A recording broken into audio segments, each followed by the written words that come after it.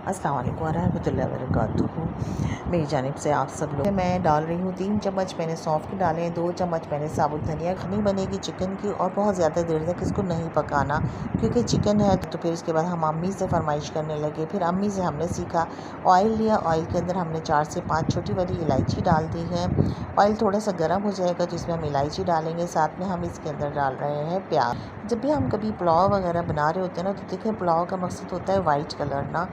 गोल वाली लाल मिर्चें डाली। फिर हम इसमें लहसुन लिया 1 चम्मच, तकरीबन 1 चम्मच के करीब था। तो जायफल जावित्री तो आपको पता है। और टमाटर मैं काट के ना फ्रीज़ कर लेती हूँ कि जब ज़रूरत हो तो आसानी से निकालिए। प्याज का भी देख लीजिए कि ब्लैक नहीं हो रही। छोटी छोटी सी टिप्स होती हैं जो इंसान एक दूसरे से सीखता है।